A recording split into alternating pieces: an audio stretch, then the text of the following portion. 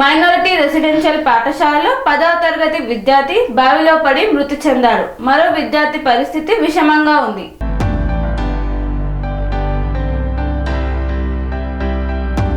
యాదాద్రి భువనగిరి జిల్లాలో విషాదం చోటు చేసుకుంది. మైనార్టీ రెసిడెన్షియల్ పాఠశాలలో 10వ తరగతి చదువుతున్న విద్యార్థి బావిలో పడి మరణించినట్లు ధృవీకరించారు. మరొక విద్యార్థి పరిస్థితి విషమంగా ఉండడంతో గాంధీ ఆసుపత్రికి తరలించారు. పాఠశాల యాజమాన్యం నిర్లక్ష్యం కారణంగానే ఈ సంఘటన చోటు చేసుకున్నట్లు తెలుస్తోంది.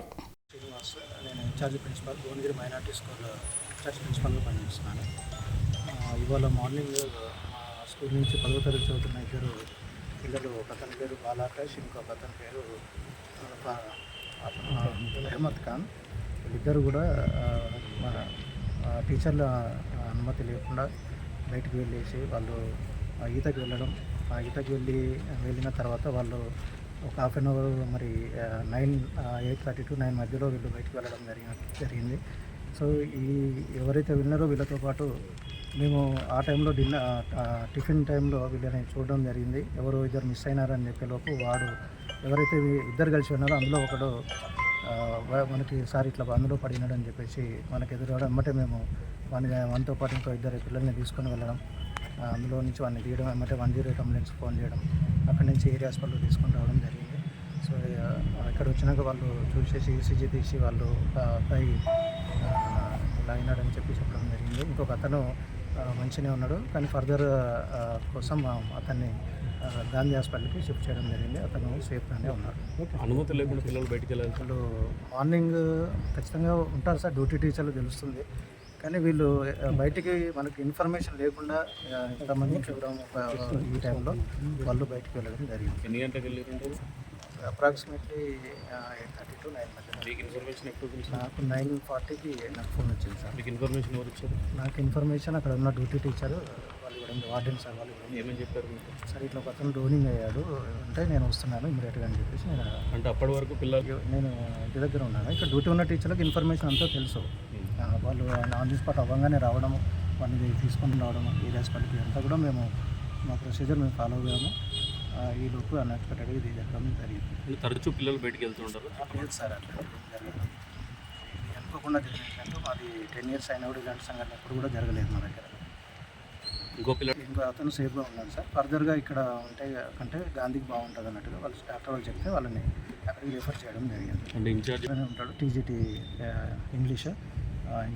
తర్వాత కాలేజీలోనేమో మనకి సైదులు సార్ జువాలజీ ఉంటారు, వార్డెన్ కూడా అక్కడే ఉంటారు. గ్రామానికి సంబంధించిన ఆకాశ విద్యార్థి భువనగిరి నియోజకవర్గంలో మైనార్టీ స్కూల్లో 10th క్లాస్ అబ్బాయి. ఈరోజు తండ్రికి ఫోన్ చేసి మా అబ్బాయి చనిపోయిన కాల్ రాగానే ఇక్కడికి అందరూ వచ్చినాం. ఇప్పుడు అక్కడ లైవ్లో ఉన్న ఒక అబ్బాయి చెప్పేది ఏం చెప్తుందంటే, ఆ బాబు ఉరికొచ్చి మాకు ఇన్ఫర్మేషన్ చెప్పిండు, ఈ అబ్బాయి బట్టలు లేకుండా తడిబట్టతో వచ్చిండు, చనిపోయిన అబ్బాయి డ్రెస్తో ఉన్నాడు. ఆ అబ్బాయి చనిపోయిన కారణాలని భిన్నాభిప్రాయాలు చెప్తున్నారు. ప్రిన్సిపాల్ ఒక రకంగా చెప్తున్నాడు, ఎస్ఐ గారు రెగ్యులర్గా బయటికి వెళ్తూ వస్తుంటారని ఎస్ఐ గారు చెప్తున్నాడు, అక్కడ ఉన్న విద్యార్థులు ఇంకొక రకంగా చెప్తున్నారు.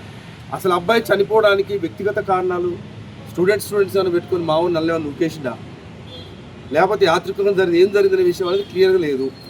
దీనికి ప్రభుత్వం బాధ్యత వహించే కుటుంబాన్ని న్యాయం చేయాలని డిమాండ్ చేస్తున్నాం. మా మిత్రులు చెప్పినట్టుగా మైనార్టీ వెల్ఫేర్ సెక్రటరీ గారు రావాలి, దీనికి సమాధానం చెప్పాలి. అసలు అబ్బాయి చనిపోయిన దాంట్లో మాకు క్లారిటీ లేదు. ఇప్పుడు ఏదో 5కో 10కో మేము డబ్బులు తీసుకొని ఇంకో సిద్ధంగా. ఎందుకంటే పేద కుటుంబం, లేబర్ వాళ్ళు, చిన్న పూలమ్ముకొని బతుకుతున్న తల్లిదండ్రులు వాళ్ళు, 16 సంవత్సరాల అబ్బాయి ఒకడే కొడుకు, చాలా బాధలో ఉన్నారు. దీనికి సరైన న్యాయం జరగాలంటే గవర్నమెంట్కి సంబంధించినటువంటి వాళ్ళు రావాలి, ఆ కుటుంబానికి ఏ విధంగా న్యాయం చేస్తారనేది అష్యూరెన్స్ ఇవ్వాలి. ఒట్టిన ఇప్పుడు ఏం చెప్తారు, ఇక్కడ నుంచి ఆయన వచ్చినాడు, ఆర్సీఓ గారు ఎవరు వచ్చినారు, లేదు స్టేట్ వైపు సెక్రటరీ నుంచి వచ్చినారు, మేము ఆ కుటుంబానికి ఆర్థిక సాయం వచ్చేది చేస్తాము, జాబ్ చేస్తామని చెప్తున్నారు, కానీ అష్యూరెన్స్ లేదు, నమ్మకం అనేది లేదు. ఫస్ట్ మాకు కావాల్సింది అబ్బాయి చనిపోవడానికి గల కారణాలు ఏంటి, యాత్రికంగా జరిగిందా, అబ్బాయిల పంచాయతీ పెట్టుకొని గ్రామాల్లో ఇట్లాంటి చాలా చూస్తున్నాం సార్. అట్లాంటిది ఏమైనా జరిగింది దాంట్లో ఆ అబ్బాయి మంచిగా ఉన్న అబ్బాయి హాస్పిటల్లో ఉంటుంది, గాంధీకి పోయిందని చెప్తున్నారు. ఒకవేళ అబ్బాయి సంఘటన జరిగితే స్పృహ తప్పుతున్నా 5 నిమిషాలు 10 నిమిషాలు గంట ఉంటుంది. ఆ అబ్బాయిని దాచిరి ఫస్ట్, ఆ అబ్బాయిని మాకు ఇక్కడ లైవ్లో తీసుకొస్తే ఆ అబ్బాయి ఏం జరిగిందనే విషయం ఆ అబ్బాయి ద్వారా తెలుసుకోవాలి. తెలుసుకున్న తర్వాత గవర్నమెంట్ పరంగా ఎట్లాంటి చట్టపరం చర్యలు అవి తీసుకోవాలని చెప్పేసి కుటుంబం పంపించుకుంటున్నారు. ఏంటంటే క్లాస్ రూమ్లో, డైనింగ్ హాల్లో సీసీ కెమెరా, బయట వరకు అవుట్స్కట్స్ వరకు సీసీ కెమెరాలు లేవని చెప్తున్నారు. మీ పిల్లాడు ఎన్ని గంటలకు పోయారని చెప్పేసి 9:45 ఎప్పుడు తెలిసింది? మార్నింగ్ 9:45 టిఫిన్ టైంలో వెళ్ళిరు వాళ్ళు. ఈరోజు మహాశివరాత్రి కాబట్టి అక్కడ మైనార్టీకి సంబంధించిన మా పిల్లలే ఉన్నారు, ముస్లిమ్స్ క్రిస్టియన్సే. మిగతా ఎంపీ పిల్లలందరూ కూడా అంతా దేవాలయాలకు వాళ్ళ గ్రామాలకు వెళ్ళారు. ఓన్లీ మైనార్టీ పిల్లలు మాత్రం అక్కడ ఉందని అక్కడ ఉన్న పిల్లలు చెప్తారు. లైవ్లో అబ్బాయి కూడా అబ్బాయితో మీరు ఒకసారి మాట్లాడితే క్లాస్ చేస్తారు. ఆ బ్రాంచ్కి ఎన్విరాన్మెంట్ సరిగా లేదు, గోడ సరిగా లేదు. ఇంతకుముందు పేరెంట్స్ చాలా వరకు వెళ్ళి కంప్లైంట్ చేశారు, ప్రిన్సిపల్కి కంప్లైంట్ చేశారు, ఆర్ఎన్సీ కంప్లైంట్ చేశారు. అయినా కూడా ఎవరైతే సెక్రటరీ గారు షఫీలా గారు ఉన్నారో ఆయన పట్టించుకోలేదు. ఆయన పట్టించుకుని ఇప్పుడు 204 బ్రాంచెస్ ఉన్నాయండి. టిమ్రీస్లో 204 బ్రాంచెస్ ఉన్నాయి, అత్యధిక బ్రాంచెస్ ఉంది టిమ్రీస్. సో అలాంటిది ఎన్విరాన్మెంట్ లేని సరిగా బిల్డింగ్ ఎందుకు శాంక్షన్ చేయాలి? ఇప్పుడు ప్రైవేట్లో ఏదైనా కొద్ది ప్రాబ్లం వస్తేనే వాటి చించేస్తారు కాగితాలు పర్మిషన్ ఇవ్వకుండా. అలాంటిది రోడ్డు లేదు, సరే వాటర్ ఫెసిలిటీ లేదు, గోడ లేదు, సెక్యూరిటీ ఉంటారు, అందరూ ఉంటారు. గోడ సరిగ్గా లేనప్పుడు పిల్లలు బయటికి వెళ్ళారండి, ఖచ్చితంగా వెళ్తారు కదా. మీరు చేయాల్సింది ఏంటంటే షఫీలా గారు రావాలి, సెక్రటరీ గారు, ఆయన అరెస్ట్ చేయాలి. ఎందుకంటే చాలా గవర్నమెంట్ నుంచి చాలా ఫండ్ వస్తుంది. ఆ ఫండ్ యూటిలైజ్ చేసుకుంటే ఇవన్నీ ఉండేది కాదు కదా. ఇప్పుడు మా బాబు పోయాడు, తర్వాత ఎంతమంది పిల్లలు ఉన్నారు బలివాల ఆ బ్రాంచ్లో జాయిన్ చేసి. సో మీరు మాకు న్యాయం చేయాలంటే షఫీలా గారు అరెస్ట్ చేయాలి. ఎందుకంటే ఎన్నోసార్లు కంప్లైంట్ పైన బిల్డింగ్ గురించి పట్టించుకోకుండా ఇలా చేస్తారు. ఇప్పుడు మీరు ఇచ్చే సొల్యూషన్ ఏంది? ప్రిన్సిపల్ని సస్పెండ్ చేస్తారు, ఇన్ఛార్జ్ ప్రిన్సిపల్ సస్పెండ్ చేస్తారు, అంతేనా? సొల్యూషన్ వచ్చేసిందా? అది కాదు కదా. ఆయన సస్పెండ్ చేసి మా బాబు వస్తాడా? రాడు కదా. ఎన్నోసార్లు కంప్లైంట్ ఇచ్చాం కదా, గోడ బాగలేదు, ఎదురు బాగాలేదని చెప్పేసి.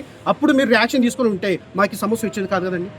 సో ఐ రిక్వెస్ట్ యూ, షఫీలా గారు రావాలి, మాకు ఇక్కడ ఆన్సర్ చేయాలి. మాకు ఎవరితో సంబంధం లేదు, సెక్రటరీ గారు రావాల్సింది ఇక్కడికి. అప్పటిదాకా మా పిల్లోని కంచి తీయము. ఇంకా 15 నిమిషాలు టైం ఇస్తున్నాము.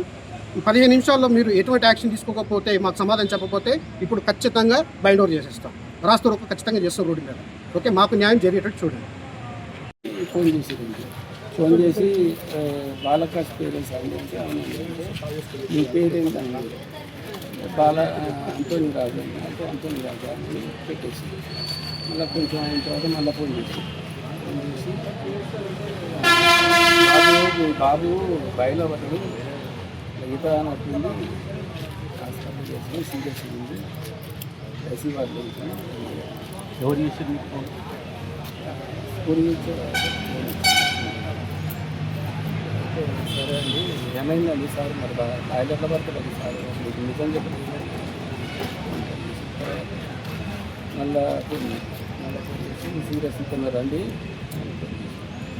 సీరియస్గా సార్ ఎట్లా చెప్తారు? మీరు సీరియస్ చెప్తుందని ఇప్పుడు ఎట్లా ఉంది మా బాబు, ఎట్లా చెప్పండి అంటే ఐసీలో ఉంది అందుకే మా బాబు 2 నిమిషాలకు మేము 5 చదువుకుంటున్నామే మేడం బాలకాశ్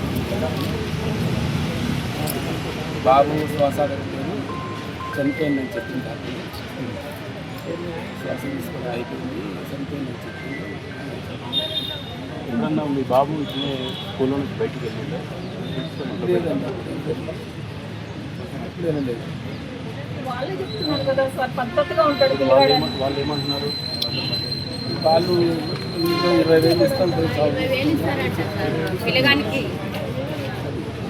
స్టాక్ అంటున్నారా? నాకు న్యాయం కావాలి కానీ హాస్టల్ వేసింది. ఇంటికాడ ఉంటే ఇట్లా సరే అది మాకు పద్ధతి పిల్లగాళ్ళతో హాస్టల్ వేస్తే హాస్టల్లో కూడా పద్ధతి లేదు సార్. ఉన్నా కానీ ఒక్కగానే ఒప్పుకోండి సార్, మాకు న్యాయం జరగదు. మొన్ననే వచ్చిపోయింది సార్. మీరుండేది ఎక్కడ? ఇంకోండి సార్.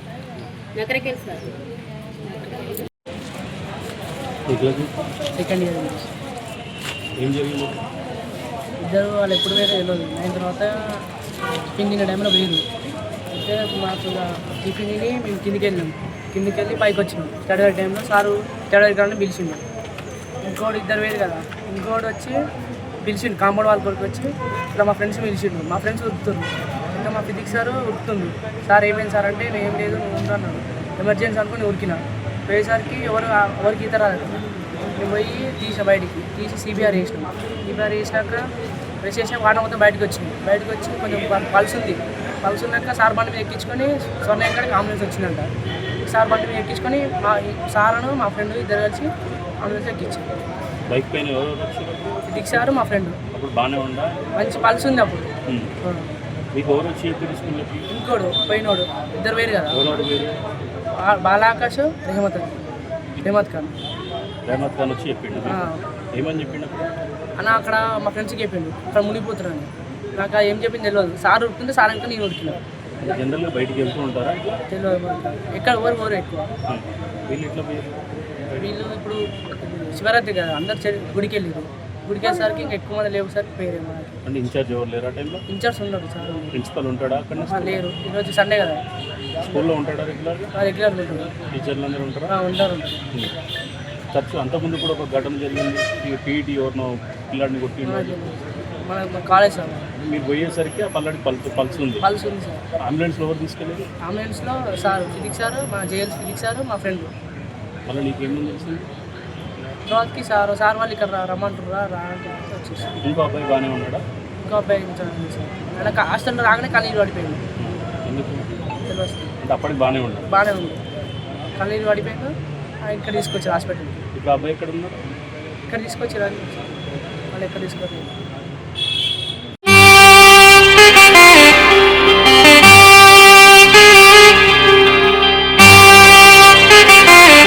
శ్రీ సమ్మక్క సారక్క జ్యోతిష్యాలయం శ్రీ సమ్మక్క సారక్క దేవతల ఆరాధనతో మంత్రసిద్ధి వాక్సిద్ధి పొందిన కోయకురువు పి లక్ష్మణ్ రాజ్ గురూజీ. ఈ సృష్టిలో దైవశక్తి ఉన్నది ఎంత నిజమో, దుష్టశక్తి ఉన్నది అన్నది కూడా అంతే వాస్తవం.